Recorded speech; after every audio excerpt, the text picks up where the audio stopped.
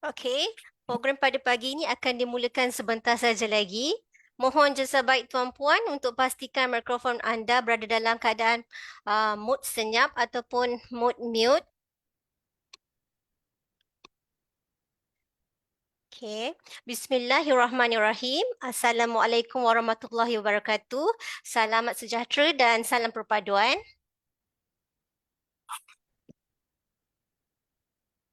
Yang berusaha Encik Baba Cedric Tan selaku penyampai bicara kita pada kali ini.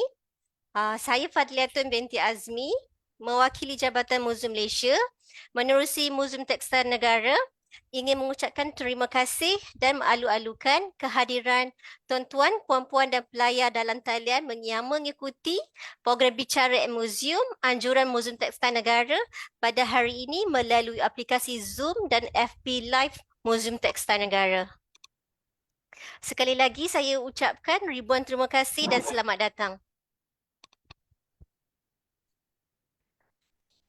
Alhamdulillah, syukur kita kehadrat Ilahi kerana dengan limpah dan izinnya dapat kita bersua kembali pada program bicara Muzium Anjuran Muzium Tekstil Negara pada hari ini yang merupakan program bicara kami yang kelima pada tahun ini dan merupakan program atas talian terakhir Anjuran Muzium Tekstil Negara pada tahun ini. Pengisian program bicara pada hari ini diadakan bersempena penganjuran pameran Rahsia Kebaya yang sedang berlangsung di Muzium Tekstil Negara bermula pada 19 Oktober yang lalu. Okey, untuk makluman tuan-tuan, puan-puan dan para pelayar sekalian, program bicara Muzium ini merupakan inisiatif Jabatan Muzium Malaysia, JMM, untuk menyebar luas ilmu pengetahuan kepada masyarakat, mendokumentasikan warisan sejarah, kebudayaan dan alam semula jadi negara. Di samping menunjukkan peranan dan fungsi muzium sebagai institusi pendidikan tidak formal. Okey, itu sedikitlah tentang tujuan kita punya program pada hari ini. So, pada sesi bicara muzium pada kali ini, Muzium Tekstil Negara berasa amat teruja dan bertuah kerana dapat bekerjasama dengan pakar rujuk, seorang pakar rujuk ni, dan pegiat budaya yang sangat berpengetahuan luas mengenai dunia seni tekstil, terutama dalam bidang busana Baba Nyonya Melaka.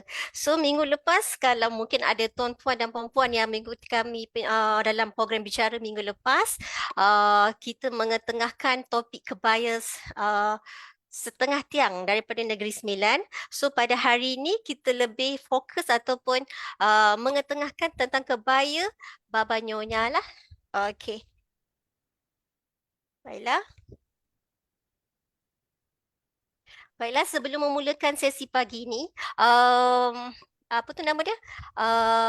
Suka untuk saya kongsikan sedikit tentang biodata penyampai bicara kita hari ini. So, baiklah, penyampai kita hari ini namanya adalah Encik Baba Cedric Tan dan beliau merupakan generasi ke-6 Baba Nyonya yang masih aktif mempromosikan kebudayaan Baba Nyonya melalui Baba Nyonya Culture Promotions. Beliau merupakan bekas Presiden Persatuan Peranakan Baba Nyonya, Kuala Lumpur dan Selangor dan pernah memegang jawatan Ketua Pemuda dan AJK Persatuan Peranakan Cina Melaka sebelum berhijrah ke Kuala Lumpur. Kini beliau memegang jawatan ahli jawatan kuasa penasihat Tokong Cheng Ho Teng Melaka, tokong tertua di Malaysia. Okey.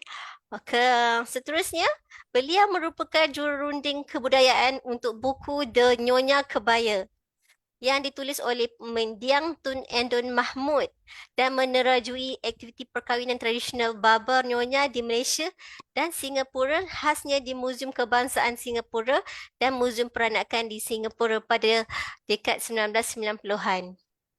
Pandangan beliau sering diutarakan uh, dalam media massa, laman sosial sambil meneruskan sumbangan penulisan beliau untuk majalah diperanakan oleh Persatuan Peranakan Singapura. Beliau kini dilantik sebagai pakar rujuk oleh Jabatan Warisan Negara dalam permohonan bersama 5 negara untuk mencalonkan kebaya ke dalam senarai wakil pertubuhan pendidikan, saintifik dan kebudayaan pertubuhan bangsa-bangsa bersatu UNESCO Warisan Budaya Tidak Ketara Kemanusiaan. Okey. Yang ketiga ni mungkin agak orang kata yang lebih interesting tentang beliau. Beliau juga berkecimpung dalam drama Melayu tempatan dan pernah memegang watak teater utama Robert dalam wayang peranakan dan secupak Tak Boleh Segantang, Pukul Anak, Sindir Menatu dan juga sebagai penyanyi joget dalam musikal Cenglock di pentas Istana Budaya. Persembahan kemuncak beliau adalah sebagai penyanyi Dondang Sayang sewaktu Majlis Perasmian Sukan C ke-29 Kuala Lumpur pada tahun 2017. Okey. Beliau juga sering diundang untuk mengacarakan dan menyerikan majlis dengan dendangan Dondang Sayang, joget dan lagu rakyat menjiwai negeri Melaka bersejarah. So memang latar belakang penyampai kita hari ini memang sangat bersesuaian ataupun orang kata orang yang terbaik untuk kita rujuk dalam topik kita pada hari inilah. So baiklah tuan-puan sekalian, tanpa membuang masa saya serahkan program bicara ini kepada penyampai kita pada hari ini, iaitu yang berusaha Encik Baba Cedric Tan untuk memulakan perkongsian kita pada hari dengan topik Kebaya Nyonya Satu Deskripsi. Okey, baiklah, dipersilakan yang berusaha Encik Baba Cedric Tan. Terima kasih pada pengacara kita. Selamat pagi. Mulanya saya nak ucapkan terima kasih pada Jabatan Muzium Negara dan juga khasnya pada Muzium Tekstil ya. Ya. Kerana menyebut saya ni untuk berkongsi ialah kita ni sikit-sikit tahu ialah lebih sikit mungkin lebih sikit daripada semua, tapi ingin berkongsi lah pengetahuan mengenai pakaian dan juga busana Baba Nyonya, khasnya Nyonya ya. Dan diharap ya dalam usaha kita mengangkat kebaya ni ke UNESCO, kita sama-sama dapat faham ya bagaimana kebaya ni berevolusi dari dulu sampai sekarang, dan mungkin dengan itu kita ni harus kata berbanggalah dengan busana kita ni ya, sebab busana kita ni digunakan oleh sekurang-kurangnya 250 juta orang di Nusantara ni ya. Jadi bukan pakaian yang calang-calang ya. Jadi biarlah saya mulakan perkongsian saya mengenai sarung kebaya Nyonya Satu Deskripsi. Baik, ini merupakan tajuk saya hari juga perluaskan. Baik, skrin keduanya. Jadi topik hari ini kita akan bincang ya pasal evolusi kebaya dan juga macam mana kita boleh padankan sarung kebaya ni dengan sarung dan aksesori, dan akhir sekali tata rias. Seterusnya.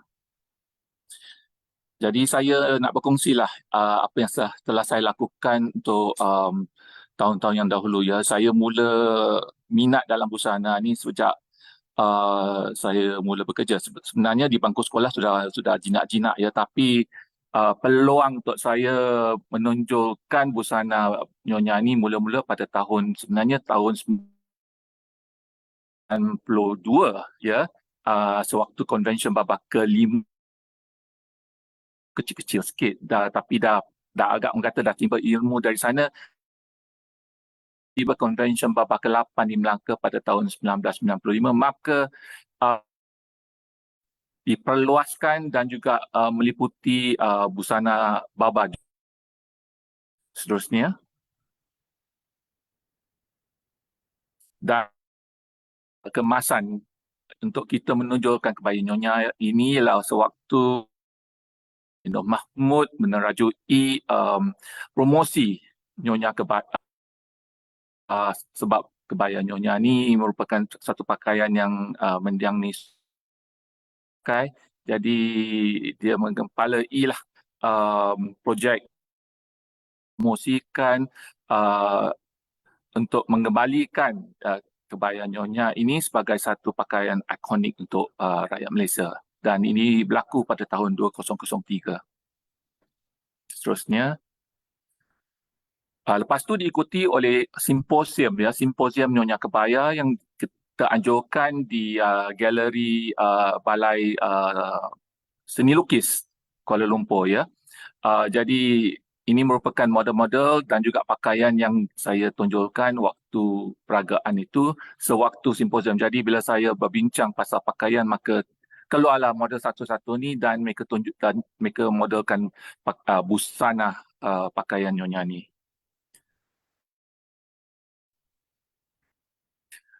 Tahun 2005, beberapa bulan sebelum mendiang Tun Indoh Mahmud meninggal dunia, ini merupakan majlis terakhir yang beliau hadiri, di mana kita anjurkan malam kegemilangan kebaya di Hotel Hilton Kuala Lumpur.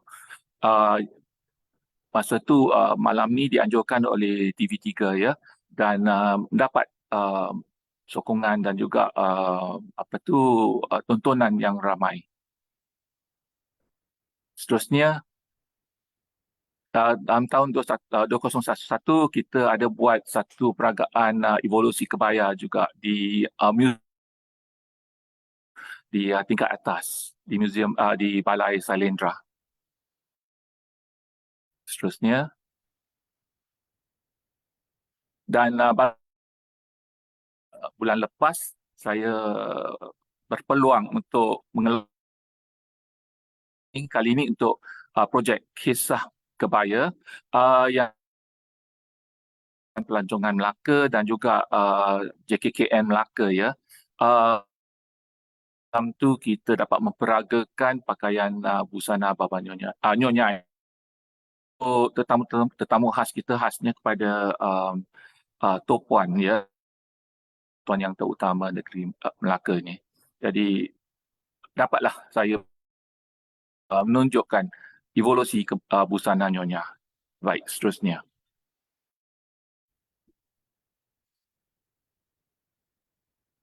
Jadi kalau saya tak berpantun di sini, ya, jadi pantun-pantun yang saya akan tunjukkan nanti yang saya karang sendiri, ya. Sungguh kukuh si pohon nangka patang paya. Cukup serono si Nyonya Melaka baju kebaya. Okey, saya nak mulakan bincangan kita hari ini dengan busana baju panjang atau baju kebaya labo, ya. Yang saya baca kira bermula daripada abad ke-15, mungkin, maaf, ya, abad ke-16 hingga kekini. Baik, menurut Eridia, tahun 1618, kebaya ni dibawa ke Asia Tenggara. Minta slide yang kedua, yang seterusnya.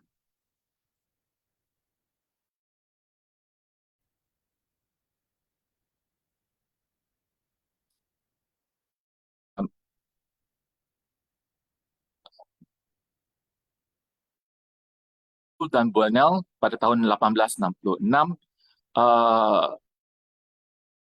tekan bahawa perkataan kabaya didapati Turki, Urdu dan dipercayai kabah yang bermaksud pakaian panjang, kot ataupun jubah.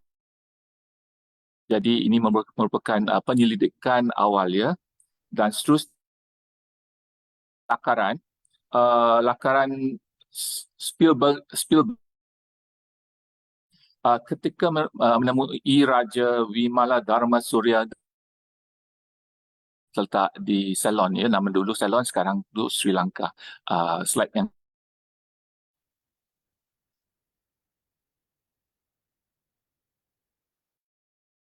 dan gambar ini dan lakaran ini dibuat pada tahun 6, ya, menunjukkan Raja Vimala Dharma Surya ini kebaya. Slide yang seterusnya menunjuk yang menunjukkan Monday tahun 1630-an menyatakan cerapan beliau bahawa kaum mestiza di Goa tu dan juga di Melaka tu berpakaian hybrid ya.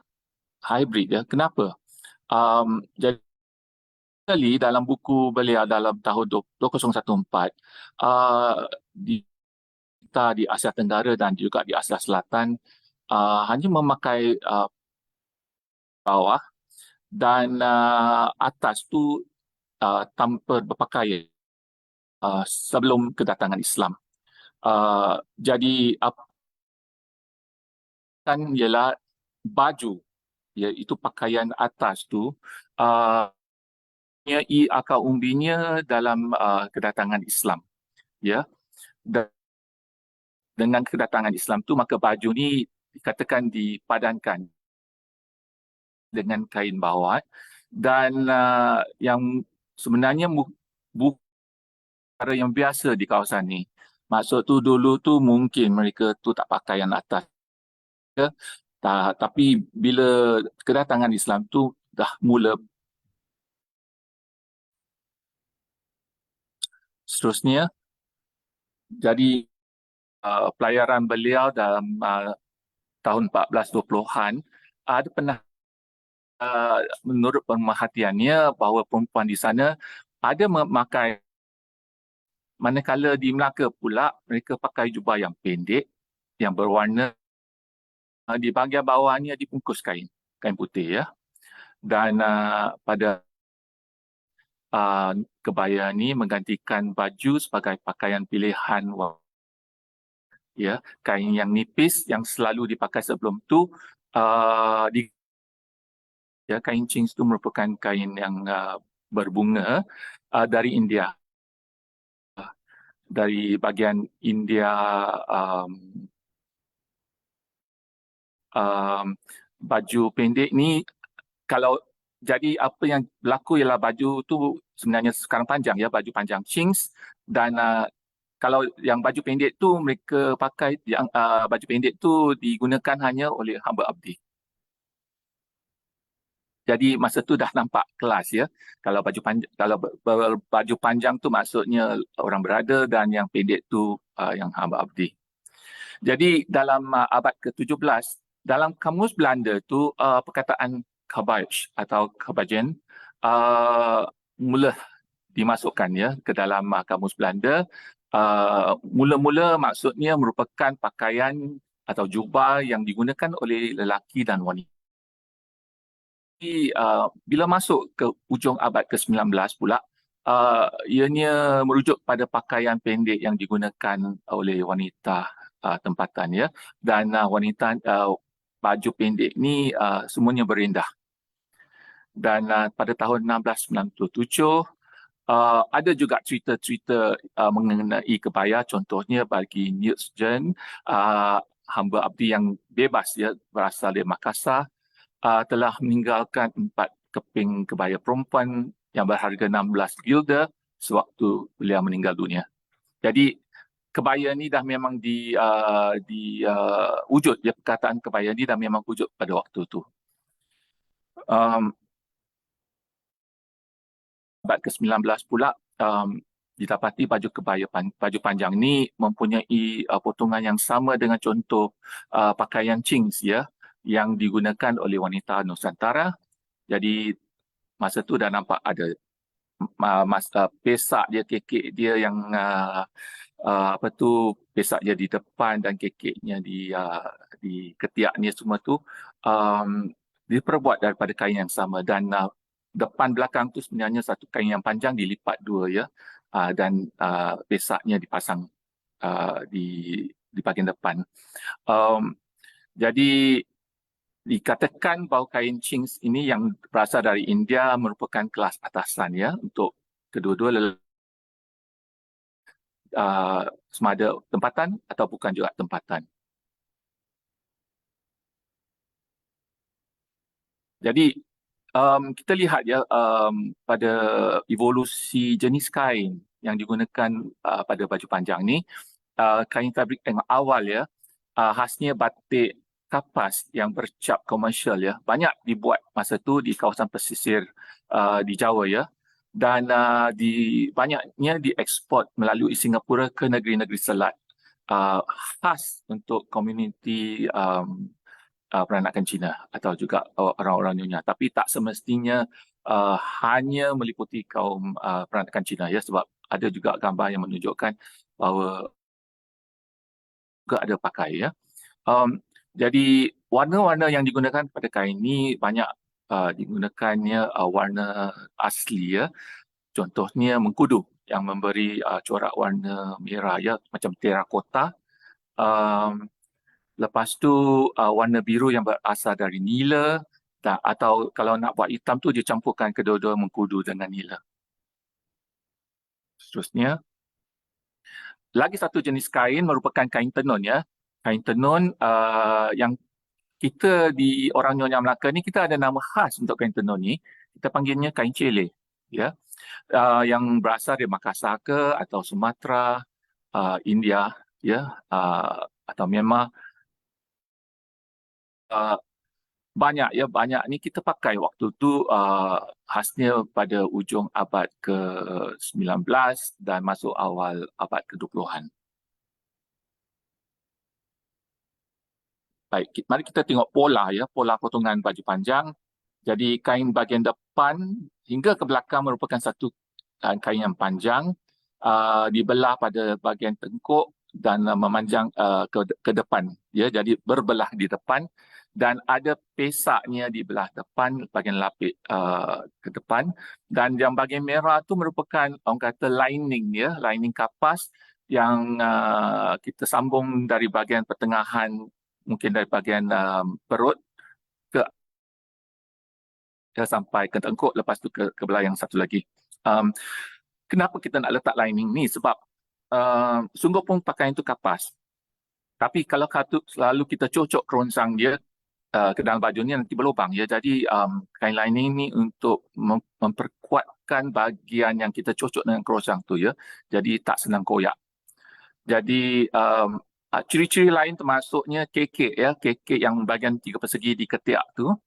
Dan sambungan tangan tu memang bersambung di bahu, memanjang ke pergelangan tangan, tapi lihat ya, di pergelangan tangan tu dia meniris ya, mengecil arah, sebab jadi kita jahit dari belah dalam ya. Dan banyak baju panjang yang dulu-dulu banyak memakai sambungan secara jahitan tulang belut ya. Jadi kalau kita tengok, kalau baju panjang tu ada jahitan tulang belut, maka kita tahulah baju ni memang lama punya. Baik, kita lihat gambar yang pertama. Gambar baju panjang. Ini merupakan baju panjang cele. Ya, kain dia kain cele. Atasnya juga merupakan kain tenun ya. Dan kalau kita lihat kain sarungnya merupakan kain cele atau kain tenun, dan kita lihat ya, sebab masa tu tenun ni bukannya lebar ya, dia sebenarnya agak sempit. Jadi kita kena pakai 2 bidang kain cele ni dan disambung di tengah-tengah untuk jadikan satu sarung. Ya, maka dapatlah kita satu sarung yang agak lebar, yang mungkin 48 inci macam tu. Jadi kena pakai 2 kain, sambung di tengah dan dapat satu sarung. Jadi ada kepalanya, dan cara orang Nyonya pakai ialah kepalanya di hadapan ya. Dan untuk baju panjang disematnya korsang 3. 3 yang sebiji ya, bukan 3 yang berantai. Dan kita lihat ya, dari segi fashion penggunaan korsang ni ke baju panjang ni, kita lihat, kita dah boleh agak ya sama ada Nyonya ni dari Melaka tu ataupun dari Pulau Pinang.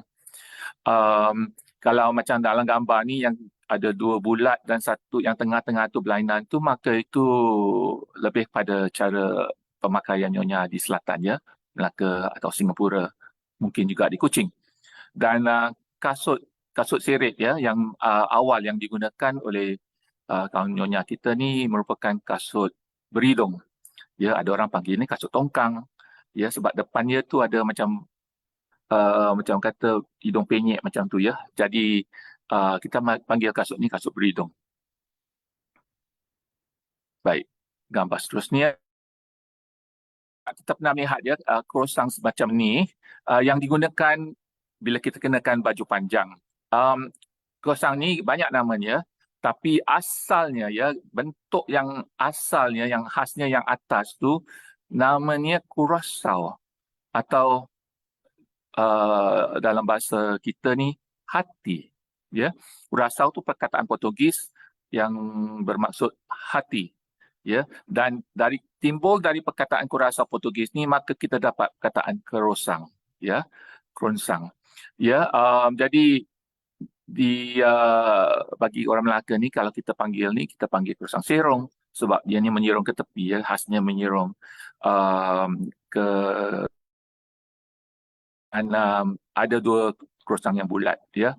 Ada orang panggil ni croissant ibu dan dua anak ya. Bagi kita di Melaka ni kita kadang-kadang juga panggil ni croissant hati sebab dia macam rupa hati kita ya. Dan style yang digunakan oleh Nyonya Melaka dengan baju panjang ni merupakan sanggul siput yang dicocok dengan kerit kuping. Kerit kuping panjang di depan, kerit kuping yang nombor 2 ni agak-agak jam 2 dan anak cocok sanggul ni yang berbunga ni biasa diletak lebih kurang jam 3 atau jam 3.30 macam. Jadi bersanggul siput, berkorit kuping dan kadang-kadang dilengkarkan dengan bunga ciok atau bunga orang kata tu bunga yang mengelilingi sanggul ya, tepi di belah kiri dan kanan. Itu yang berbelah, ada kali yang meliputi keseluruhan sanggul. Tengoklah ya pada nyonya-nyonya ni, khasnya yang muda tu dia suka pakai yang penuh ya, dan bila dah meningkat usianya kiri dan kanan. Baik, kita lihat busana ya. Ada yang paling lama tu biasa ada 2-3 ya. Yang di belah kanan tu merupakan baju panjang kain batik yang berbunga manggis persegi ya. Dikenakan dengan kain cele atau kain tenun. Dan di tengah-tengah punya yang hitam tu ianya merupakan kain cele atas dan bawah ya, kain tenun untuk bahagian baju dan juga kainnya. Dan di bahagian kiri merupakan baju panjang tenun yang ada benang sutranya. Jadi kain ini nampak berkilat sikit ya. Dipercayai banyak jenis kain ini asalnya dari India. Ya. Dan kalau ikut peredaran masa awal tu kita pakai semua bersarung kain cele. Dan lepas tu kita padankan lasem. Baik, batik lasem tu kebanyakannya berwarna kemerah yang lebih senang dipadankan dengan baju panjang yang kita gunakan masa tu ya. Jadi kita lihat pasang croissant ni kita tahu di bahagian kiri dan kanan tu saya ni orang Melaka, di tengah-tengah tu belum pasti lagi sama ada orang Pulau Melaka. Tapi kalau di Pulau Pinang mungkin mereka akan tambah rantai ya. Tapi orang rantai kita tak pakai coker, kita tak pakai kalung ya. Tak berkalung. Baju panjang yang awal tu mungkin 10,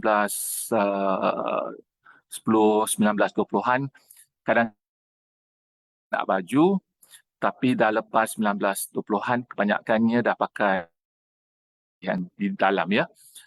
Kerana kain yang digunakan lebih orang kata transparent ya. Dulu-dulu sebab kainnya kapas yang awal-awal tu biasa semuanya tak pakai anak baju. Baik, gambar seterusnya. Jadi gambar seterusnya merupakan kain batik Kenapa lasem? Sebab warna yang asal dari kawasan lasem di banyaknya menggunakan warna merah mengkudu. Ya, lebih senang dia nak padankan dengan baju panjang yang lebih lama, ya, diperbuat daripada uh, uh, kain corak bunga atau juga kain tenun. Dan abad ke-20 pula, maka kita mempunyai banyak mencuba fabrik-fabrik jenis lain, ya. Slide-nya.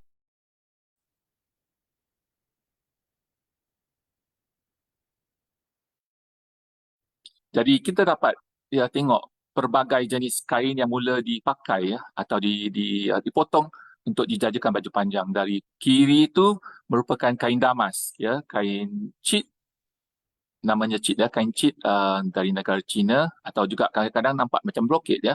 Um, yang warna bernia tu kain kain organza, ya, kain organza yang bersulam, yang sudah diprasulam daripada mungkin Jerman atau dari Eropah.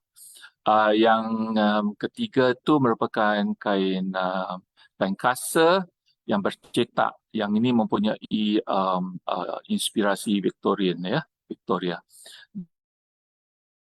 Yang berpola tu, yang bercetak tu merupakan kain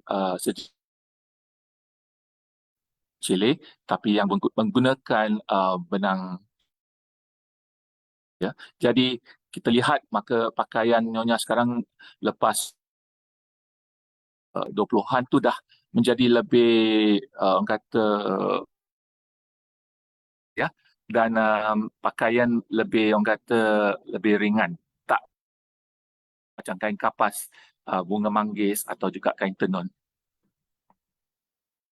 Baik, slide seterusnya. Maka Nyonya yang kita nampak dalam gambar uh, dengan kain bang biron biru, ya. Jadi kita suka banyak, ya, kain daripada khasnya daripada Jawa, kain tulis, ya, sebab kain atas polanya cetak tu tak boleh kita buat apa-apa, tapi yang kita boleh orang kata tonjolkan merupakan kain sarung yang kain batik yang kita pakai di bawah, ya. Maka kalau kain tu kain tulis, maka harganya lebih mahal, ya. Dan dipadankan dengan sapu tangan atau kita panggil bimpo batik, ya. Ini melengkapkan uh, apa tu penonjolan busana Nyonya kita ni. Dan di kasut tu dah berubah, ya, irit yang tutup penuh. Ya, harus kita ingat, ya, bila kita pakai baju panjang, kasut yang digunakan merupakan kasut yang penuh, ya, tutup penuh. Bukan yang nampak jari kaki, ya. Dia harus tutup penuh. Jadi kalau kita tengok sekarang semua ni, kadang-kadang dia tak tahulah, ya, sejarah. Tapi bila berpakaian baju panjang harus memakai kasut yang tutup penuh. Jadi ini merupakan uh, ya, apa tu, penonjolan busana sewaktu tahun 1995 ke 8, dia 5 jenis kain fabrik yang digunakan, yang bunga manggis dari kiri, lepas tu yang um, yang tenun di tengah, yang lagi satu tu kain kasa yang merah buyuk biru tu, transparent tu, dan di bahagian kanan sekali merupakan kain cheat atau kain.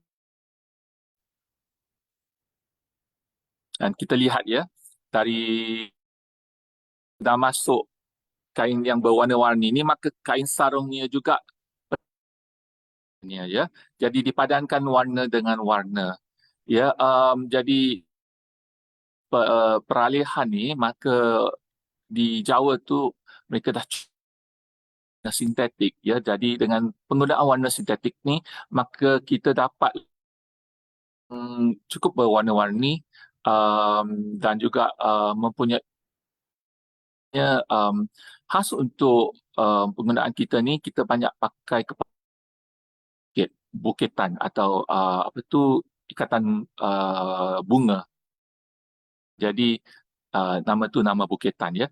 Jadi kita lihat kebanyakannya bercorak buketan. Ya, sama ada yang simple saja satu warna ke, atau yang bergenggang, uh, ya, itu semua fashion masa itulah ya. Dan kita boleh lihat ya juga tata rias ni yang di belah kiri cara Melaka, uh, serupa di yang kain sutra tu, juga atas dan bawahnya sama tapi tengah-tengahnya berlainan. Um, Bernia tu cara Pulau Pinang. Pulau Pinang tu mereka suka krosang berbintang ya, krosang bintang. Jadi dan di bahagian kanan sekali ialah za yang diperas ulang, itu cara Melaka dengan krosang daun.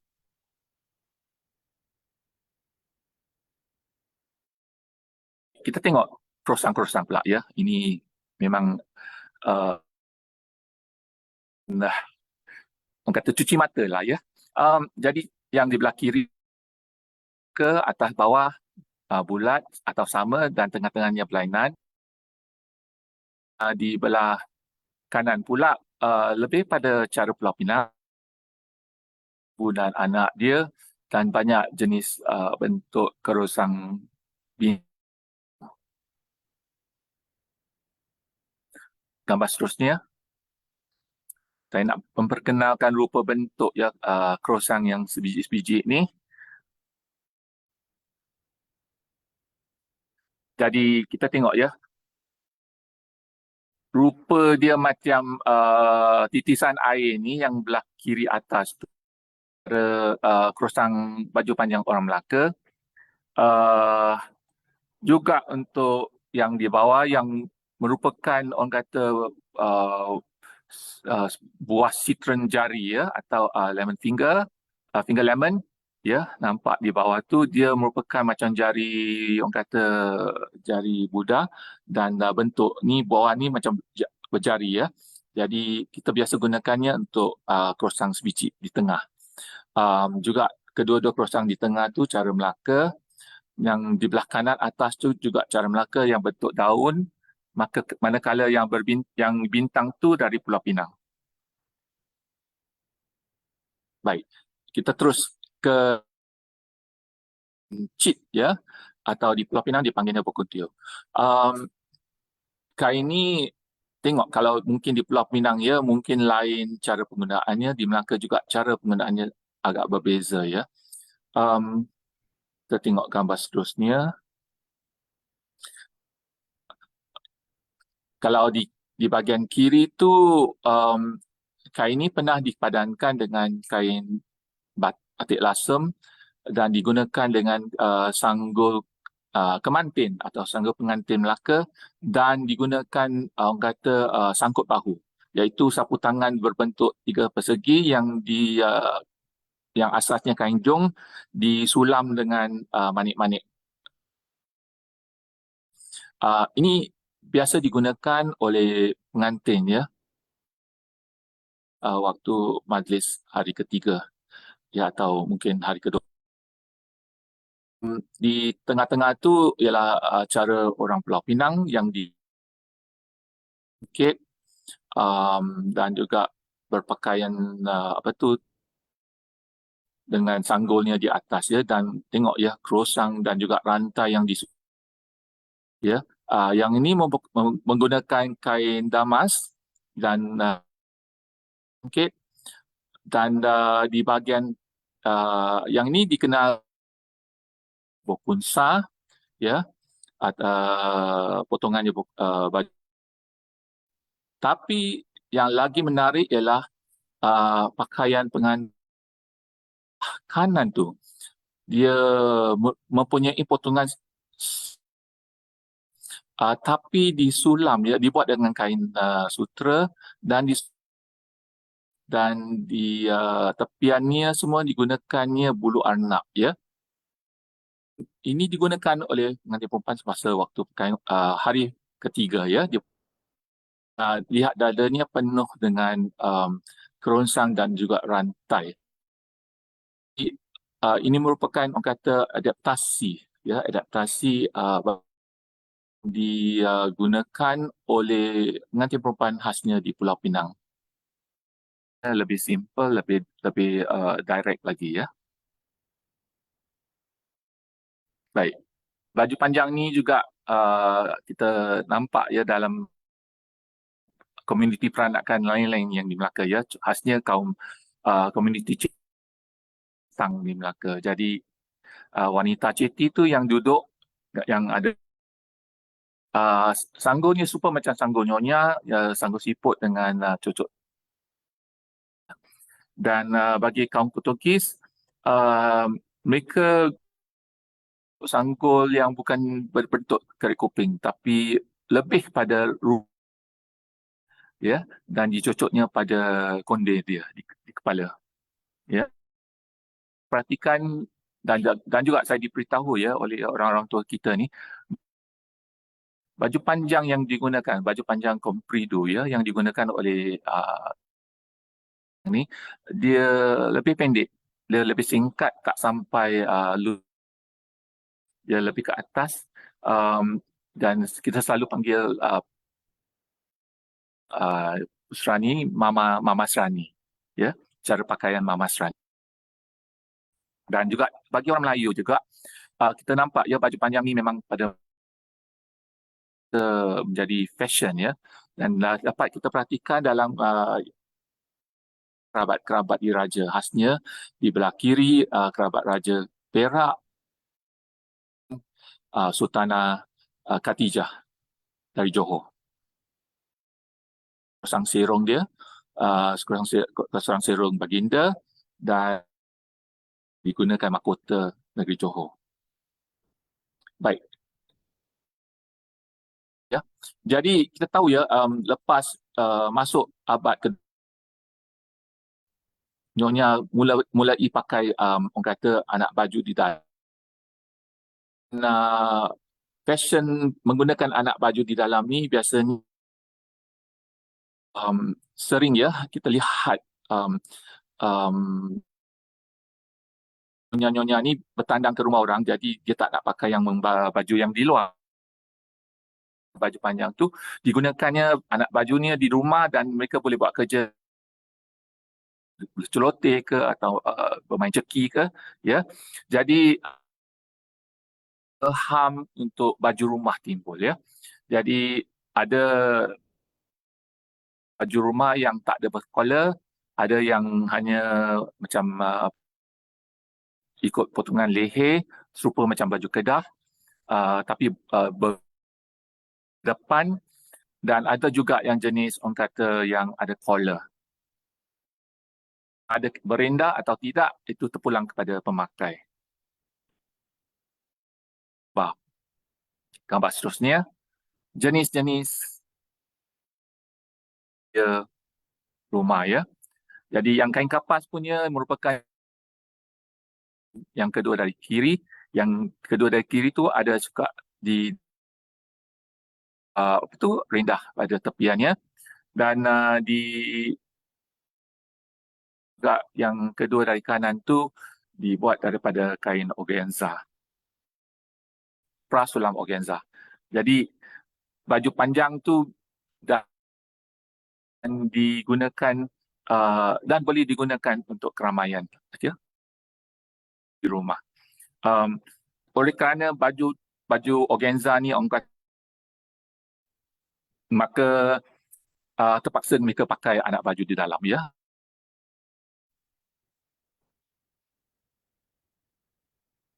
Baik. Terusnya. Jadi ini gambar nyonya yang saya kenakan dengan sanggul Pulau Pinang. Nampak ya tepian sanggul dia tu ada macam ya. Kita panggil, kalau di Melaka kita panggil cara tu sanggul. Sebab macam ayam duduk mengeram, jadi kepak dia kembang sikit ya. Jadi dia kat sebelah ni. Ya, jadi sanggul ayam mengeram dengan uh, yang 5, 6, 7 sampai ke 9 ya. Yang mengelilingi di atas. Jadi rupa sanggul ni macam sanggul orang siam. Ya, ini merupakan cara pemakaian um, tai lehernya sekali ya. Jadi antara alatan yang kita, aksesori yang boleh digunakan merupakan dengan orang kata ni maksudnya tempat letak duit kita ya. Sebab kata besar dia macam kad IC lama macam tu ya, dan kita gantung dari ya, dan boleh digunakan pada masa tu dengan kasut. Baik, 20-an kita dah mula lihat ya, um, itu kemasukan kebaya pendek dalam busana nyonya kita ya, menjadi pendek, dan ianya tak berlaku secara tak langsung ya, sebab saya rasa pada masa itu banyak yang datang daripada masyarakat peranakan dari Indonesia ya.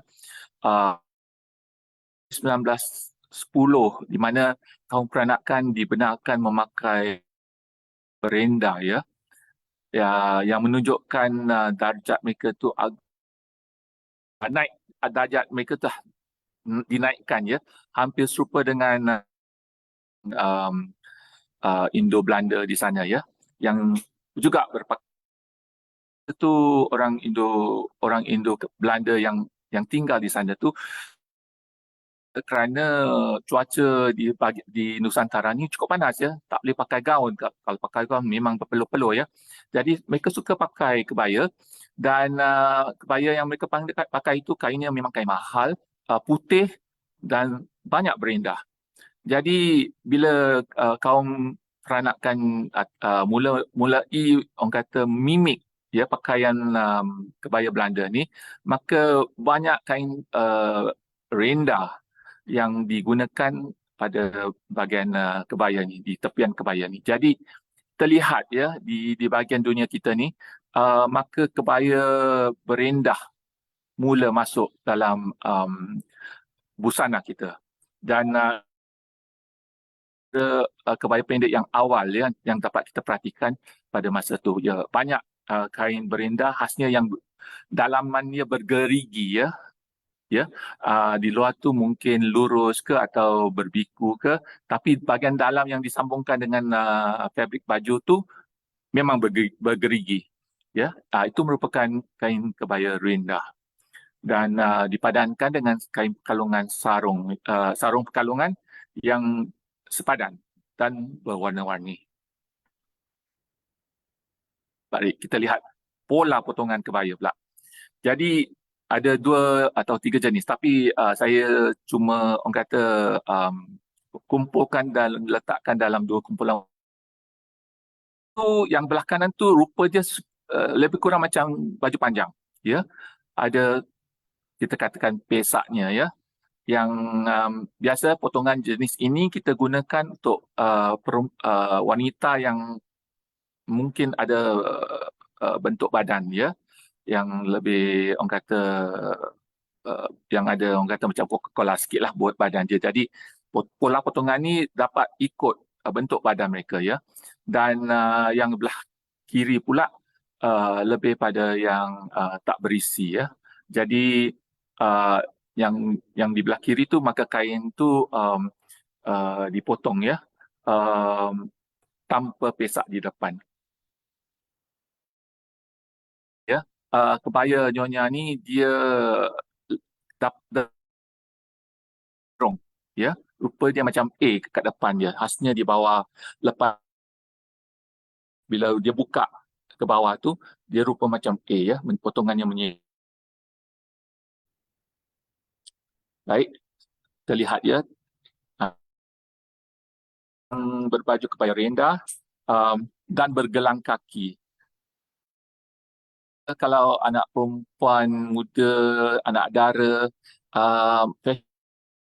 suka sama ada bersanggul dua atau juga yang penting ya, yang macam ala apa tu um, tapian berombak, maka itu merupakan fashion tu. Jadi um, anak dara banyak pakai cara macam tu ya. Dia ingat lepas dah orang kata bila kayak anting-anting lagi ya. Jadi anak dara sampai dah masuk kahwin masih boleh pakai anting-anting ya yang panjang. Dan bila lepas tu dah beranak tu biasa ya. Gelang kaki juga sama ya untuk anak dara. Bila pada hari perkahwinan tu maka boleh pakai gelang kaki ya.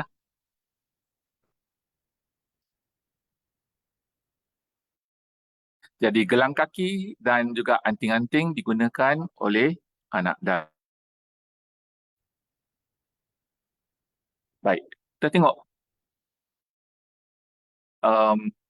kebaya rendah ni merupakan membawa ilham kepada sulaman yang lebih menyelah lagi ya. Jadi kita lihat atau kain rendah yang disambungkan pada kebaya rendah ni menjadi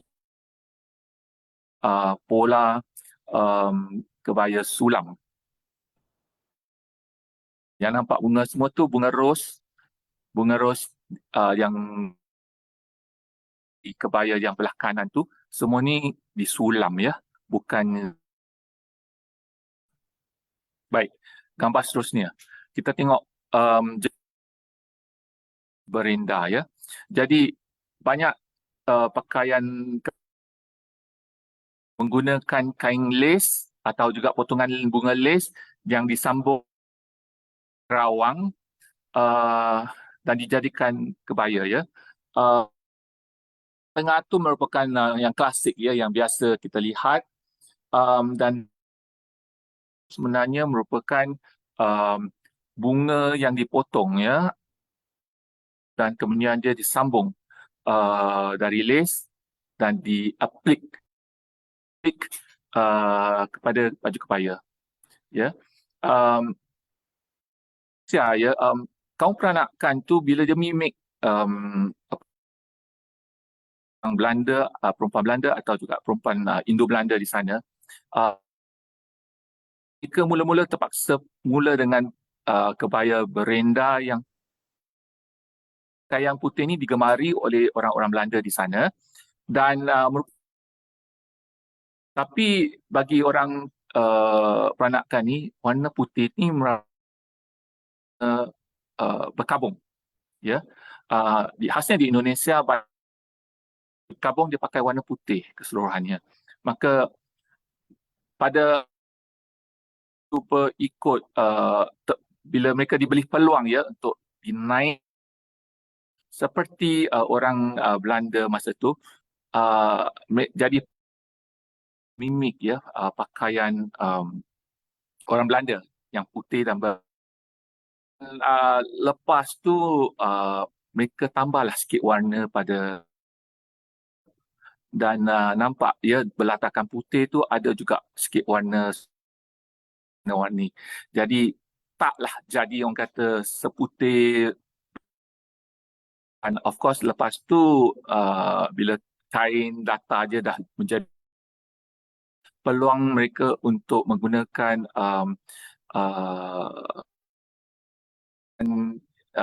dengan desain yang lain tu sudah jadi itu cara dia mula-mula dari segi mimikri ya, atasan, dan lepas tu beredar pada cara bentuk dan rupanya tu. Jadi itu pasal kita ni di Melaka khasnya kita kebaya putih ni kita tak pakai upacara hari keramaian ke mana-mana ya. Biasa kebaya yang putih tu kita bertandang ke rumah orang meninggal ke atau waktu berkabung. Sungguh pun saya gunakan cara waktu sekarang ni mereka pakai yang kain kebaya putih ni dan dikenakan dengan sarung batik. Tapi kita harus ingat ya masa dulu tu putih tu keseluruhan putih tu ialah sebenarnya.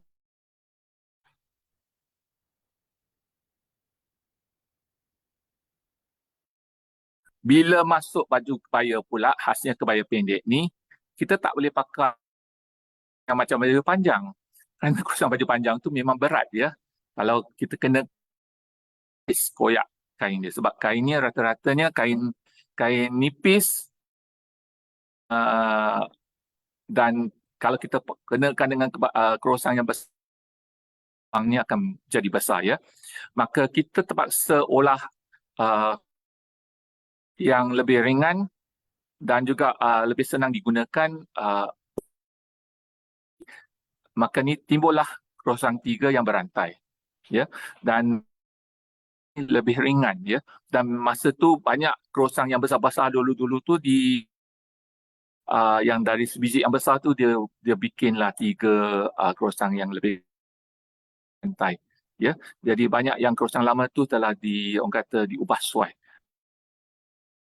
dengan peredaran masa.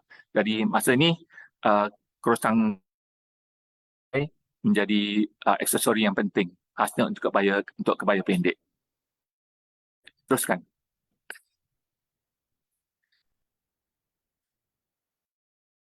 Jadi bila kita guna lace aplik, maka kita membuka peluang menggunakan atau memakai kebaya dan juga untuk menyulam kebaya kita ya. Jadi kebanyakan kalau kesemua ketepian ni dia pakai kain lace ya, dan dasar kain rubia kuning ni, dan juga perhatikan ya yang bunga yang kelopak 6 tu sebenarnya merupakan ya dan diaplikkan kepada kebaya ni. Jadi merupakan orang kata menunjukkan kemahiran ya penyulam kecantikan kebaya ni dengan menggunakan cara aplik. Lihat gambar seterusnya. Jadi cara pemandangan kita ni kain segini, kebaya yang di atas ni dengan kita matching ya. Kita boleh padankan secara langsung ya, cara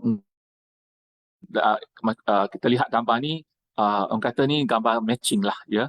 Sebab kain yang di bahagian badan kain sara batik ni kuning je, kita boleh match. Dan kita lihat kebaya ni ada juga warna baju kebaya ni ada juga kita perhatikan pada kain batik ni. Jadi kenakan dengan kerosang tiga berantai. Juga saya ingin beritahu ya, dulu-dulu bila kita pin kerosang tiga ni kepada kebaya kita ni, pin dari tepi. Khasnya yang kerosang yang halus ya. Kenapa kita buat macam tu? Supaya kain robia kebaya tak banyak ya. Sebab bila kita pin dari tepi, maka ya, untuk setiap kerosang tu hanya 4. Dan kalau kita tak kongsi itu, maka lubang yang kita cocok tu biasanya satu saja, dan biasanya ada 4 lubang yang besar kerosang tu. Tapi kalau kita pinjam kebaya kita ni, maka orang lain dia akan cocok pada kain robia yang apa tu yang nipis ni ya. Kalau kita pin di depan, maka kita akan dapat ya, jadi lebih cepat kain itu akan rosak. Baik, gambar seterusnya. Kita cantik atas cantik ya. Jadi bukan hanya pakaian leluhur yang kebaya cantik, tapi anak baju yang kita pakai dalam tu macam camisole ni, kita tambah tangan masing-masing. Contohnya kain crochet ya. Kita crochetkan apa tu macam kerja lace tambahan ya di belakang dan di depan, kata buat ni macam pakaian tersendiri ya anak baju. Dan bila kita kenakan kebaya yang jarang kita ni, tangan kita dari luar. Okey, kita terus ke gambar yang lebih satu.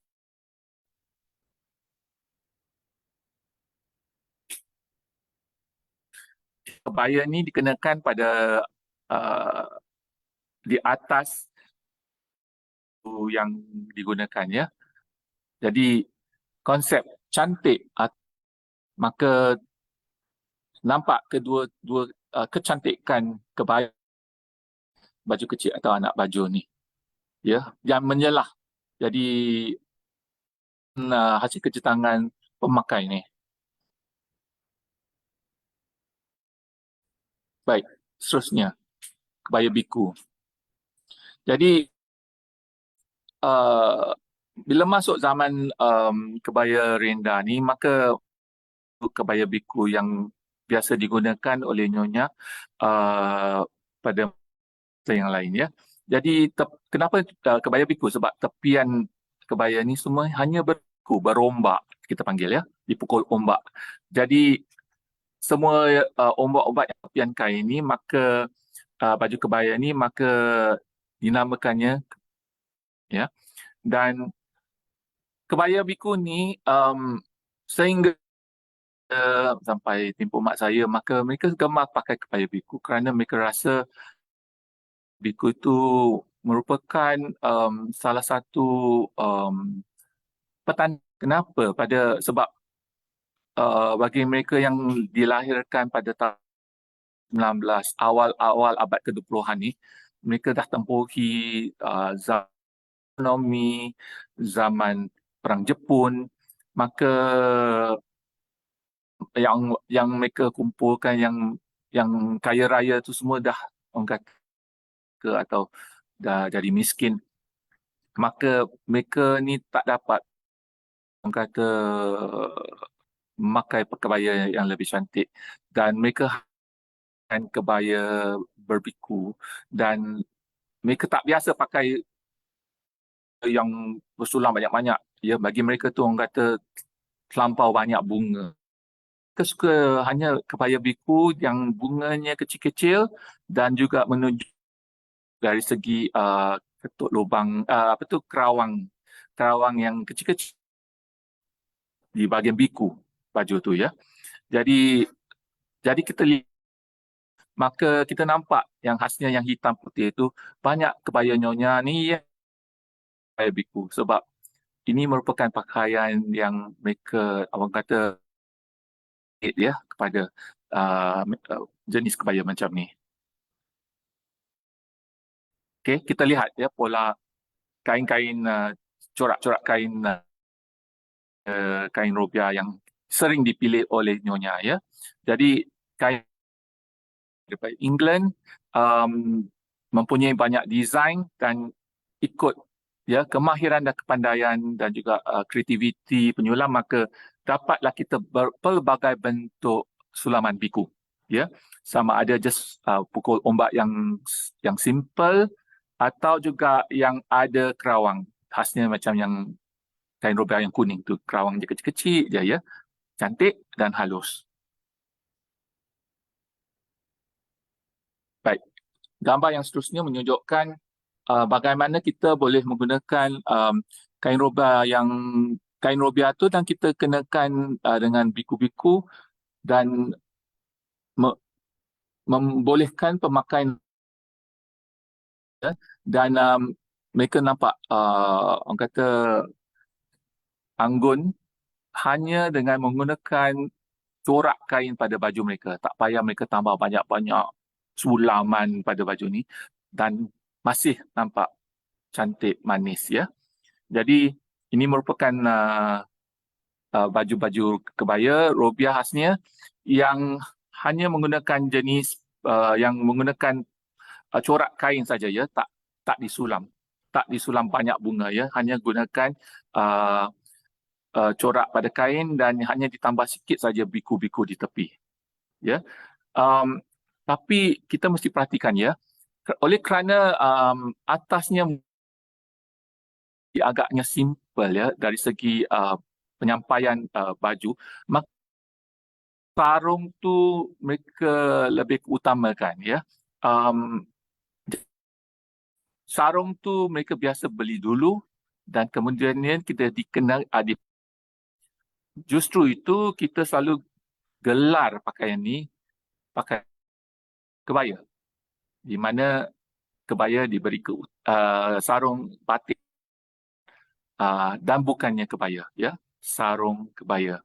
Jadi oleh itu corak sarung yang cantik-cantik sebenarnya yang dikenakan dengan yang berwiku ya, dan ini sebenarnya menunjukkan kehalusan dan simplicity pada kain pada baju nyonya ni ya.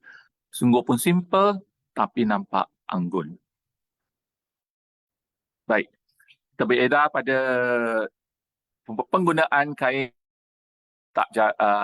lagi satu jenis kain yang jarang ya, kain lace. Dengan kain batik atau juga kain biasa, kain kebaya kain rendah. Ya, yang ini kita hanya yang dikenakan krosang di tepi. Ya, tapi yang ini sebab kain rendah ni adalah anak baju atau juga bra di dalam ya. Contohnya macam gambar ni yang pakai lace, kebaya lace hijau. Satu lagi pola potongan ya yang tim waktu tahun 50-an 60-an ya, merupakan kebaya Andike atau panggil kebaya Kota Baru ya. Di mana di tengah-tengah antara lapik bahagian lidah kain yang serupa macam orang Jawa ya, pertengahan Jawa Tengah atau juga di Bali ya. Bengkung dia, tak ada kain di depannya ya. Jadi kan selalulah kita nampak kita padan pas ya. Biasanya potongan macam ni bentuk potongan badan, dan kenapa kebaya nama ni dalam tahun 60-an, khasnya awal tahun 60-an, ni yang dinamakan Andike Gronlo, yang suka nyanyi lagu-lagu yang masa tu agak hot juga ya, macam Burung Kakak Tua, maka lagu-lagu ni merupakan lagu-lagu yang sering dinyanyi kata masyarakat kita ni. Jadi bila dilihat ya ni pakai baju corak ni, maka mereka semua tiru ya, tiru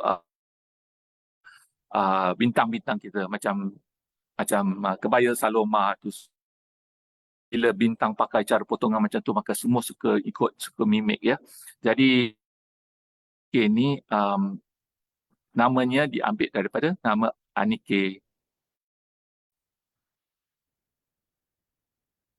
ya. Jadi gambar Anike Gronlo yang boleh dikenal ya, tali pinggang dan ada pendek digunakan sebab kita tak pakai krosang untuk bahagian lidah ni. Kita boleh kenakan dengan apa tu ya, dan juga loket. Baik, gambar seterusnya menunjukkan 3 jenis kebaya kain rendah. Satu berbiku yang di tengah-tengahnya potongan lurus ya. Kanan tu jenis Kota Baru. 3 jenis kain lace potongan.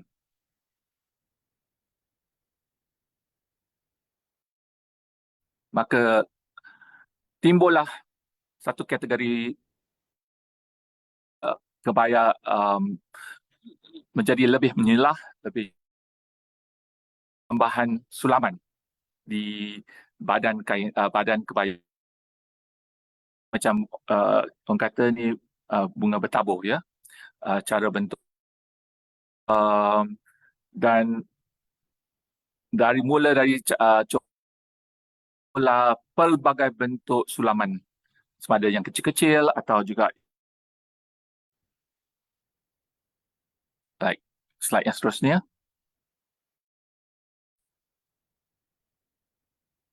Jadi kita lihat ya, teknik sulaman juga dari yang simple yang hijau tu kepada di bahagian lapik ya, lepas tu meningkat lebih tinggi pinggang dan kemudiannya ditambah dengan kerawang. Teknik sulaman menjadi lebih, orang kata, lebih hebat lagi.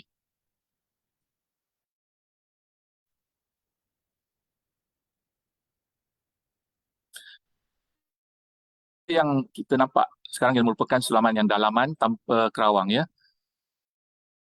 Kerjanya lebih cepat, kurang mengambil masa ya, sebab teknik yang nak buat kerawang ni ya, cut works ya, orang putih itu kata masa yang banyak ya. Cara teknik menyulam bunga ini agak cepat.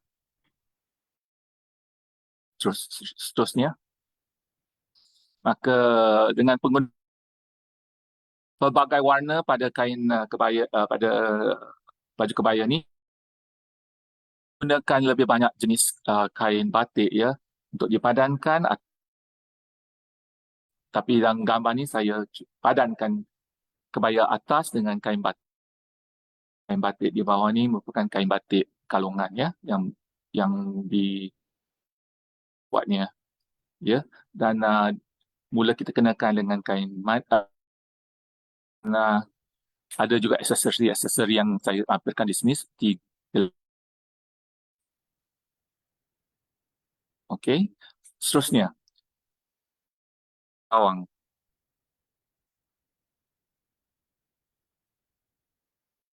Dalam sulaman tu kita tanamkan dalam satu lautan kerawang. Ini memang banyak kerja dan memang rumit.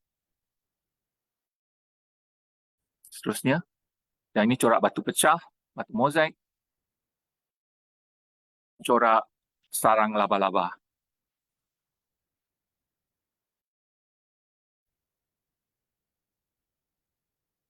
Okey, yang ini ya, yang ditanam dengan bunga daffodil. Ini merupakan nyonya yang pakai kebaya tadi yang sarang laba-laba dan dikenakan dengan kain batik. Kedung Wuni. Kedung Wuni merupakan satu yang menghasilkan kain batik tulis yang cukup bermutu ya, dan cantik. Jadi nyonya ini kita tengok warna dia ya, tapi bila kita clash pun kita kena pandai, orang kata, padankan jadi supaya walaupun kita, orang kata, clashkan kaliannya, kita dia tak macam nampak macam tak kena, tak macam tak serah. Ya, sungguh pun orang kata warna dia memang berlaga ya, tapi dia menonjolkan oleh wanita. Ya, jadi masa tu juga kita boleh lihat yang bercorak lain ya, mungkin yang ada open toe bentuk X yang silang. Maksudnya, bila datang zaman Jepun ya, maka kain batik khasnya daripada Jawa semakin berkurang. Kekurangan kain batik, kain kapas ya, bahan mentah kain kapas, maka yang digelar kain batik Hokukai ya, mempunyai ciri pagi sore atau pagi petang dipanggilnya, dua kepala. Satu bahagian tu kita boleh pakai di waktu siang dan lagi satu bahagian tu kita terbalik 180 darjah, maka kita boleh kenakan di waktu petang. Jadi satu keping kain, dua majlis ya. Kain sebegini memang memang berkurangan ya. Jadi dan sewaktu pemerintahan Jepun batik khasnya di Jawa ni mereka uh, selarikan ya cita rasa tempatan tu dengan pada masa tu. Jadi rupa, warna, mungkin desain yang ada pada kain kukukai ni serupa macam kimono Jepun. Dia terang banyak bunga ceri macam tu ya. Pandai pula dia pakai pokok kelapa pula ya. Tapi warna dia warna agak terang ya. Macam warna kimono. Jadi batik Hokokai ni hanya zaman Jepun dan tak banyak pengeluarannya. Jadi kain sebegini ya memang kurang dan mahal. Okey. Bila masuk zaman lepas tempoh Jepun maka timbullah permintaan besar yang lebih menyela ya. Dan khasnya dah masuk tahun yang baru ni maka cita rasa dan juga pendapatan meningkat. Jadi permintaan mereka juga meningkat ya. Kebaya sulaman ni menjadi lebih tinggi, lebih berwarna-warni, mempunyai banyak desain-desain yang baru ya. Contoh ni pada kebaya yang warna tai hijau olive ya. Yang ada kebaya ni disulam oleh Anti Kim, mendiang Anti Kim menunjukkan ya permintaan di mana mereka yang boleh yang berpendapat juga yang boleh orang kata tu suka yang jenis tinggi-tinggi pesan cara sulaman kebaya macam ni ya. Dan yang mereka pilih pun sekarang sudah meningkat dari segi kualitinya dari zaman sekarang mereka lebih pentingkan kebaya desain kebaya daripada kain batik ya, sebab jadi kain batiknya yang semua jenis murah-murah, kebayanya lebih mahal sekarang. Baik, kita lihat ya. Kita padankan dengan sulaman yang simple dari kiri, lepas tu ke sulaman tinggi yang di kebaya yang hijau, orang kata warna tak itik tu, dan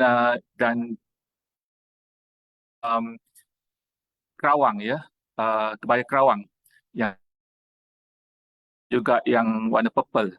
Maka kalau kita nak lihat kerja kerawang yang harusnya warnanya monoton ya, tak nak dah banyak-banyak warna, sebab kalau banyak-banyak warna maka kita lihat kehalusan kerawang, kerja kerawang, kebaya yang ada kerawang ni ya. Jadi kebanyakan kebaya yang monoton ni banyak kita dapat tengok sulaman kerawang dia. Seterusnya. Jadi dengan adanya kebaya ni maka terus berubah ya. Jadi dari krosang sebiji itu jadi krosang 3 dengan cincin, dengan loket, dengan kerabu bintang. Ya. Ya, ini merupakan aksesori yang lazim yang kita kena dengan baju kebaya kita. Seterusnya. Ini merupakan kategori yang terakhir di mana baju-baju kebaya yang kita gunakan waktu berkahwin ni kebaya tuahah. Jadi kita lihat ya, yang ini tuahah berat atau berkabung secara berat kabung ya. Maksudnya orang tu ya kita ni baru meninggal. Jadi warnanya lengkap hitam. Orang Cina bila berkabung dulunya pakai baju putih ya, tapi Victoria ni kita ingatlah bila Ratu Victoria ni berkabung untuk ya suami beliau, dia memakai pakaian hitam dan dari mas ianya menjadi lumrah bagi kaum peranakan kita untuk sewaktu berkabung memakai pakaian hitam. Jadi bila berpakaian uh, aksesorinya paling minimah sekali ya. Jadi untuk kebaya kita kena pakai kata peniti. Gambar seterusnya.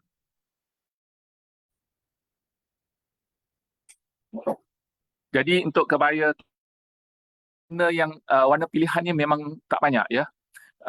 Warnanya kebiruan, kehijauan, hitam, putih, mungkin tak boleh kita guna warna-warna lain. Jadi kalau kita khasnya kita bertanding yang meninggal, janganlah kita pakai warna merah-merah ke kuning-kuning. Apa tu yang cerah-cerah, yang oranye-oranye tu macam tanda tak hormat. Pandai-pandailah kita bawa diri bila kita bertandang ke rumah orang meninggal ya. Sekarang ni dia ni nak berlainan sikit, takut dia pula yang pantang. Dia ada sikit merah tapi tak sepatutnya tak boleh ya. Merupakan kain tutup meja untuk orang meninggal. Ayat ada di rumah, maka ini merupakan kain sulaman yang menutup meja. Dan ini merupakan pol sulaman untuk apa tu ya sewaktu berkabung. Jadi kita lihat semua biru-biru, hijau-hijau, putih-putih, pucat-pucat warna dia ya. Kita kena ambil pengertian daripada dan kita kenakan pada pakaian uh, yang seterusnya.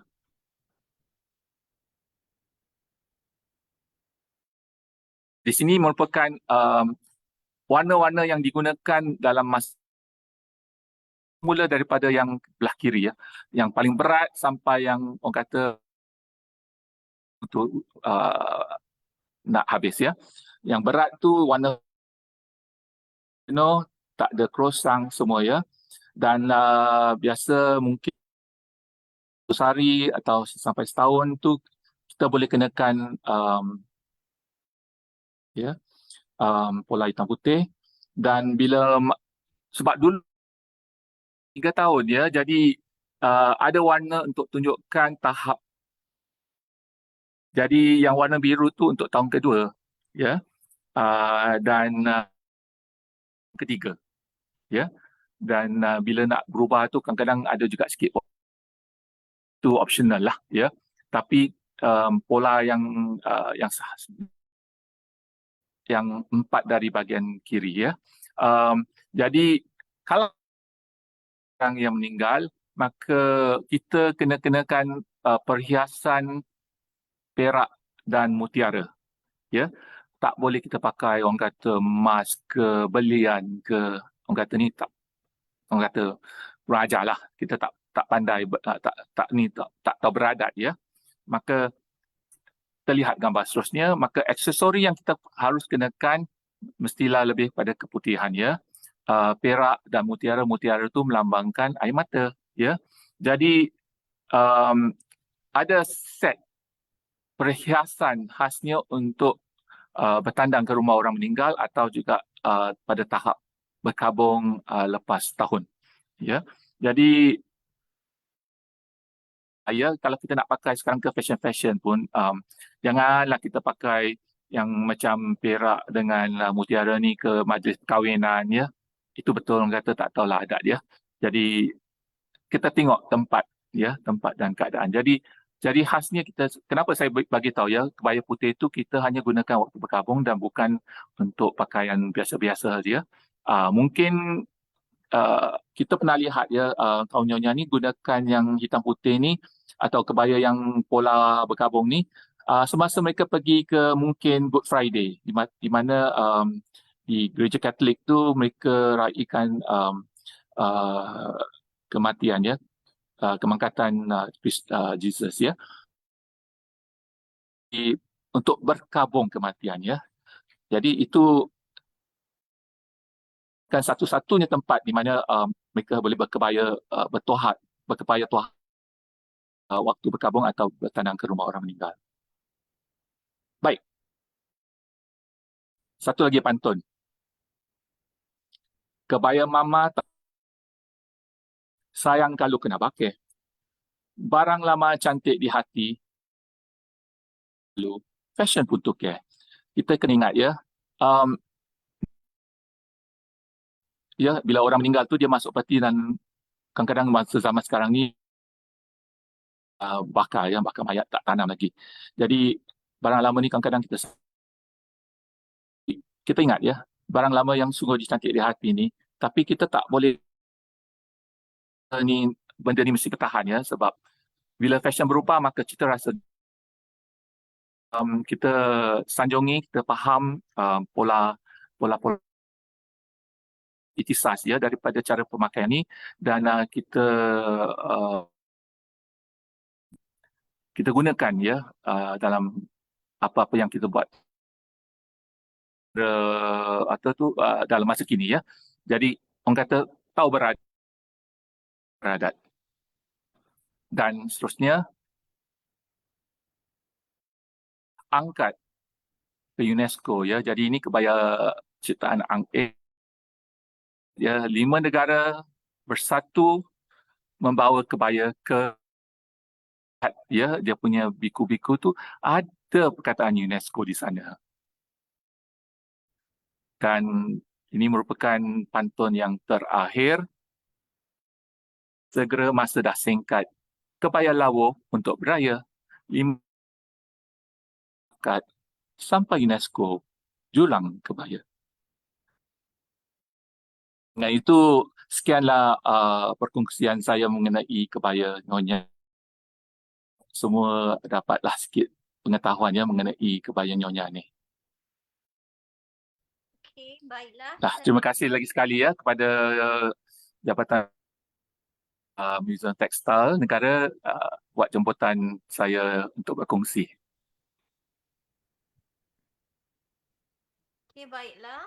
Dan terima kasih kepada Yang Berusia, Encik Baba Cedric Tan di atas perkongsian ilmu yang menarik tentang kebaya nyonya sebentar tadi, dan penyampaian beliau begitu menyeluruh dari segi perkongsian ciri-ciri dan potongan dan juga serta apa tu kata pemakaian aksesori untuk busana kebaya nyonya ini. Okey, baiklah. Program bicara kita hari ini diteruskan lagi dengan sesi soal jawab. Soal jawab. Tuan-tuan dan puan-puan serta para pelayar sekalian boleh mengemukakan pertanyaan kepada penyampai kita hari ini. Dan soalan boleh dikemukakan di ruangan chat di Zoom meeting ataupun di ruang komen di FB Live. So mungkin kita ada sementara ada masa lagi, penyampai kita boleh orang kata berkongsi lagi atau menjawab persoalan sekiranya terdapat persoalan daripada tuan-tuan dan puan-puan sekalian.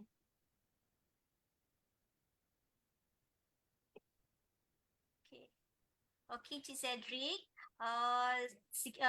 Kalau saya lihat di sini di FB, kita terdapat soalan daripada Puan Zubaidah Sual. Ya. Beliau bertanyakan, kain tenun Cik Leh mungkinkah menunjukkan kain tenun dari Kelantan atau Terengganu?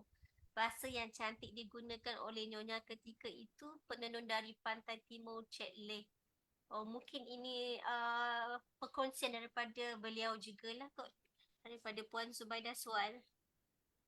Ataupun Cik Puan Zubaidah bertanya ya. Aha. Mungkinkah menunjukkan kain tenun dari Kelantan atau Terengganu? Kain Cik Leh, kain tenun Cik Leh. Oh, kan okey, kain tenun ni sebab kain tenun ni berasal ya sebelum masuk kita ke abad 10 ya. Um, um, kita juga kain bugis ya. Nama kain bugis untuk kain cele ni. Ini menguatkan mungkin fakta bahawa kain jenis ini sebenarnya di tempatan ya, tapi merupakan bahan-bahan import. Jadi kain bugis, kain Palembang, istilah-istilah macam ni ya. Dan ini merupakan kain Terengganu, kain Kelantan. Biasa bila kita ke kain Kelantan tu, ianya lebih pada kain batik, ya. Dan kain batik khasnya dari mulai muncul pada awal abad bila komuniti Jawa tu berhijrah ke Pantai Timur. Dan masa tu timbullah kain batik Terengganu dan Kelantan. Tapi ini kalau ikut istilah lah, maka saya lebih kain tenun ni dibawa masuk, diimport dari luar. Okay, baiklah. Dan ada juga soalan di FB. Dia bertanyakan,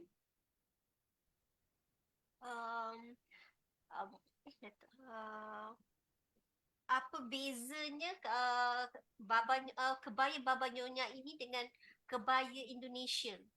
Soalan tu ada sebelum ni, sekarang dah tak ada pula. Tapi pemahaman saya begitulah, dia bertanyakan apakah perbezaannya kebaya Nyonya dan juga kebaya Indonesia. Sebab kita Kebaya tengok Indonesia dan ha. okey, saya cuba buat perbandingan antara komuniti yang sama ya, sebab mungkin lebih senang saya nak bincang ya. Ambil komuniti peranakan ya, peranakan di sini di negeri-negeri Selat. Di pakaian sebegini dipanggilnya kebaya encim. Ya, encim tu maksud bibik-bibik muda lah. Dan di sini kita panggil kebaya nyonya. Kalau kita lihat potongan dia, biasanya khasnya bahagian lapiknya lebih memanjang dan lebih panjang. Berbanding dengan kebaya nyonya tempatannya, kita punya lebih pendek. Baju kebaya gambar renda yang tadi saya tunjukkan tu, kita boleh lihat yang putih encim, kebaya encim, manakala tepiannya berenda tu polanya tempatan. Ya, merupakan satu cara macam mana saya boleh cam lah kata benda ni mungkin tempatan ke Malaysia. Dari segi sebab dapati ya, mereka suka atau kita boleh dapati lebih banyak yang mempunyai tambahan lace ya, yang putih. Kerana peredaran masa di mana mereka mimik kaum ni Indo Belanda ni. Bukan, dia orang peranakan di Indonesia. Okay. Dia banyak kebaya yang putih dan juga mempunyai sulaman keranjang ni di baju kebaya mereka, sebab masa peredaran di mana mereka dibenarkan ya mimik pakaian orang Indonesia, orang Belanda ni, maka mereka terpaksa pakai baju putih ya. Jadi banyak kita ni kita cuba, orang kata kita ikut je saja dia punya fashion ya. Jadi kita tak nampak banyak kebaya putih ya, dalam komuniti ini ya. Mungkin saya tak tahu, mungkin di Pulau Pinang Tapi untuk hariannya, tapi untuk kita di Melaka ni kita pantang lah. Tak banyak ya, hanya untuk kegunaan berkabung. Jadi kita, saya beli agak-agak yalah. Tapi kena tanyalah orang yang jual kebaya ni, maka mereka lebih tahu lah. Mhm. Sebab kita yang memang orang kata landman ni memang kita tak tahu kan, kita kalau ingatkan dijual di Melaka tu memang kebaya nyonya, tapi kadang-kala rupa-rupanya daripada Indonesia kan. Okey, tapi Memang. Sebab aha. benda ni kan orang kata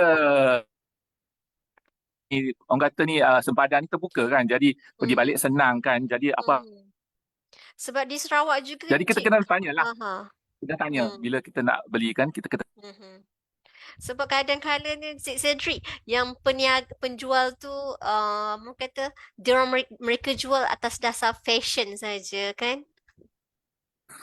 Pastilah ya, sebab bagi saya pun, saya ni agak, bukan kata memilih lah, tapi Mhm. kita beli, kita kena faham cerita kebaya ni. Kita cantik ya, kadang-kadang cerita je penting, sungguh pun simple ya, tetapi cerita yang dibawa uh, mungkin orang kata buat kalbu kita ni sedih ya. Sebab kadang-kadang macam saya bagi tahu terlebih awal tadi, simple ya, tapi ianya mengingatkan ya kaum nyonya ni betapa bila zaman-zaman kemerlistahan ekonomi zaman Perang Jepun ya. Jadi mereka selalu pakai yang ini untuk ingatkan mereka, jadi jangan sombong, jangan bongkak ya. Mhm, ada meaningnya. Okey, Cik Cedric. Ada soalan yang seterusnya di ruang chat kita di Zoom ni. Okey, dia kata, Morning Tuan Cedric. Motif haiwan seperti burung, ayam, naga banyak dijadikan ukiran dan sulaman pada kebanyakan kebaya nyonya. Apakah simbolik dan keistimewaan yang tersirat dalam penggunaan ukiran dan sulaman ini? Okey, itu soalannya lah. Um, Kebaya, okey, perbezaan antara kebaya tempatan ya, khasnya balik pada cara Indonesia. Jadi kita boleh faham ya. Um, di Indonesia dari lace. Jadi lace tu barat ya. Jadi lace tu banyak mungkin bunga-bunga binatang. Lebih pada mungkin desain barat ya. Tapi untuk membezakan dengan komuniti orang Belanda, maka mereka masukkan orang kata uh, budaya Tionghoa ke dalam sulaman ni. Maka singkan, oh ini kebaya nyonya, ini kebaya orang Belanda. Dan saja sana kita tahu di sini juga orang-orang nyonya ni untuk menjadi saingan daripada pemakai yang lain satu, maka mereka harus mempunyai yang orang kata tersendirilah. Maka dengan itu, maka mereka seperti naga, bunga peoni, bunga teratai, itu ya. Kadang-kadang juga macam ada corak macam negara Jepun, menari flamenco, ya, atau juga ke bulan. Ya, jadi ini merupakan orang kata ilham, juga pola untuk membezakan kebaya mereka daripada kebaya orang lain Hmm. sendiri, unik. Dan mereka dapat masukkan budaya mereka yang mereka sudah pelajari dari buku, atau juga perbincangan, apabila mereka melancong ke tempat-tempat lain, apa yang telah perhatikan, maka mereka cerapkan kepada kebaya ni. Ya, jadi ini khasnya kepada kebaya nyonya ni, lebih orang kata unik ya, sebab kamu boleh kat sana. Kalau kamu orang kata yang suka belajar pasal burung, doktor burung, maka Dia pakai burung baju burung motif nuri ke, burung. burung gagak Aha. ke, burung merak ke, burung tengok ya. Sebab dia tu doktor haiwan, doktor burung, Mhm. untuk membezakan atau menunjukkan kesukaan mereka, maka sulamlah itu kat kebaya ya. So, dia ikut interest masing-masing lah juga sebenarnya kan Cik Cedric? Ya betul. Jadi coraknya memang tak terbatas, luas terbentang kamu suka. Okey, Cik Cedric, ada soalan seterusnya. Terdapat lagi dua soalan. Dia bertanyakan, yang pertama, ini soalan daripada Encik Zuhir. Soalan pertamanya, bagaimana pemilihan aksesori dapat memperkukuhkan identiti busana kebaya nyonya ini? Dan soalan kedua daripada beliau juga, apakah cabaran dalam mengekalkan keunikan tradisional dengan unsur moden dalam rekaan busana kebaya nyonya sekarang? Aksesori yang penting ya khasnya untuk kebaya pendek nyonya ni Bagaimana rosak pemilihan? Ha, gongsangnya ya. Ah, betul. saya rasa cabaran penting ialah cara macam mana, nombor satu macam mana pada kebaya ni. Sebab sekarang saya tengok banyak ni tak tahu macam mana nak pasang selit.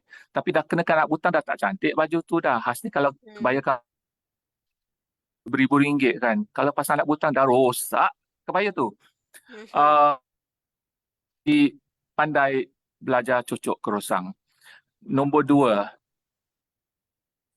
kalau boleh cuba belajar lipat kain sarung. Ya. Sebab kain sarung ni, yalah kalau yang murah tu bolehlah kita jahit ikut yang mahal yang beribu ringgit ni yang tulis punya ni. Kalau kita dah potong yang jadi yang mahal-mahal punya tu kita belajarlah cara melipat. Mhm. Cara macam mana kita nak tarik sarung tu jadi tak nampak macam kembang belon ya. Mhm. Itu Kita memang kena kena ada tarik jadi dia kemahiran. boleh Ha ikut ha. potongan kaki. Belajar. Mhm. Kalau kita tak nak belajar, semua nak simple saja sampai bila lah kita nak turunkan benda ni kan? Benda Mhm. ni bukan murah. Kalau murah tu tak apalah. Tutup Mhm. mata pun tak apa. Ni mahal beribu ringgit. Kita Itulah kena saya cari rasa. cara jalan Mhm. ya untuk turun lain. Jadi cabarannya sekarang ialah macam mana kita boleh kita ni supaya tahan ya, tahan dan mungkin buat tanda mata atau berikan kepada orang lain, galakkan mereka kan, beri ilham kepada mereka supaya mereka teruskan pakai kebaya. Ya, kalau kita dah rosakkan baju tu apa dalam pidangan gambar tu dan gantung kat dinding kan. Saya Takut jadi juga jadi um, ikutan yang salah juga kan Cik Cedric? macam ada orang kata bila lipat sarung tu tindih kasih dari kanan ke kiri. Kita kena ingat tak semua orang tangan dia tangan kanan, ada yang kidal. Macam mana? Sungguh pun banyak kata ikut adat, tapi saya rasa adat tu kita mesti faham. Kalau terdapat kengkangan ya, uh, atau mungkin kain tu dah bertanda kan, macam mana kita nak tutup kain, nak ikut cara baru, lama kan. Kadang-kadang kita kena terbalikkan uh, dan bahagian yang bertanda tu hilang, tak nampak. Jadi saya rasa kita dah lebih orang kata rasional. Uh, saya rasa kita ni lebih faham juga ya apa yang cara pemakaian tu, tapi orang kata sampai telanjak ya, sampai tak tahu ke majlis orang kahwin ke majlis berkabung ke ya. Okey, Encik Cedric, mungkin ini soalan yang terakhir. Daripada Encik Zuhir juga, dia bertanyakan, uh, ada perbezaankah dalam pemakaian untuk lelaki dan perempuan? Tanyanya. Oh, uh, well, kalau kita cakap pasal kebaya ni kita biasa Aha. cakap pasal ya, sekarang adalah orang lelaki ni yang nak pakai kebaya. Mungkin Jadi dia kita ada beranggapan macam yang satu orang macam kata jaket tu. istilah baru. Kita panggil ni babaya. Mhm. Tapi memang ada yang Apa Cik yang mereka Cedric. buat ialah kalau betul kebaya yang sebenarnya dan disarungkan pada badan lelaki, jarang sekali lah. Adalah 2-3 kes orang cuba orang kata mereka berlain yang lain daripada yang lain kan. Mhm. Ah, satu trend lah. Ini cuma orang kata uh, Mungkin jadi jaket satu tu. dua orang Mungkin ni lah. aha. Mungkin jadi macam Tak, cover dipakainya jaket. Aha. kalau jaket tu okey lah. Saya masih kenakan dengan Aha. croissant sekali. Aha. Okey. Saya rasa itu setiap orang lah. Tapi kita tahulah yang sebab mungkin bagi saya macam tu ya. Bagi lelaki mungkin kita boleh mungkin hasil dari kebaya tu dan um, kita kenakan pada ni kebaya sulam. Ini bukan kebaya sulam, Aha, tapi itu baju blouse. Ha. Kemeja. yang bersulam. Di mana saya ambil ya sulaman dari kebaya tu pada baju kemeja. Mungkin kita boleh orang kata Cantik. sebatikan ya Aha. ilham atau juga cara sulam di mana tak nampak terlalu feminin lah. Lebih lebih orang kata sikit machos. Tapi akhirnya ini terpulang kepada individu ya. Pakai kebaya sebenarnya atau juga ambil ilham dari sulaman ni dan kita kenakan kepada baju. Ada juga buat kemeja macam kemeja batik tapi kain dia kain robia dan disulamnya kerawang satu belah aja. Ada juga macam tu. Tapi saya rasa itu agak saya boleh terima tu sebab saya rasa agak menunjukkan watak kelakian mereka Mhm. dan juga pada masa yang sama juga saya rasa pertimbangan ni di antara dunia kelakian ya. Jadi ini merupakan tanda tolak kiri ke kanan ke berapa banyak ke. Jadi terpulanglah pada tiap-tiap orang. Mhm. Ish. Okey, Cik Cedric, kalau saya lihat di sini dari diorang chat dan juga di Zoom meeting dan komen di FB Live, semua soalan yang mereka kemukakan sudah saya bacakan. Mungkin tiada lagi. Sebelum kita mengakhiri, mungkin ada kata-kata akhir ataupun pesanan daripada Cedric sendiri kepada pelayar dan juga pendengar kita pada hari ini. Bagi saya bukan hanya kebaya ya, tapi bagi setiap aktiviti kebudayaan, aktiviti mempromosikan kebudayaan kita ni, kita harus faham ya asas macam mana cara melakukan sesuatu benda tu atau kita nak contohnya ambil kita nak apply kepada benda yang lain. Kita mesti faham asasnya dulu ya, bukan hanya dari segi sejarah tapi dari segi simboliknya ya. Dan orang kata bila kita buat tu jangan kita um, terlebih terlebih Overdo. nasi ya, tercurah kuah ke Aha. ya, biarlah cukup-cukup ya, dengan kita punya cara sendiri ya. Macam saya kata ya, kita pakai tu kalau tak berkalung tu janganlah kita nak berkalung, kita nak kenakan kalung sebab itu cita rasa kamu ya. Saya tahu itu cita rasa kamu, tapi kita buat kerja promosi budaya tu kita jangan orang kata malukan diri kita Lebih-lebih. sendiri dengan buat benda yang kita tak sebenarnya yang kita tahu tak boleh itu tapi kita nak bolehkan ya. Jadi buat kerja budaya tu kita harus orang kata berhati-hatilah ya. Dan semoga bila kita buat promosi budaya kita ni, biar kita angkat nama budaya kita setinggi yang boleh dan seluas yang boleh. Okey, Mhm. sekian saja. Okey, terima kasih. Okey, baiklah sebelum berakhir, suka saya kongsikan sedikit tentang pameran sementara kami di Muzium Tekstil Negara yang sedang berlangsung kini, iaitu pameran Rahsia Kebaya yang mula dibuka kepada umum bermula pada 19 Oktober lalu sehingga 31 Disember tahun ini.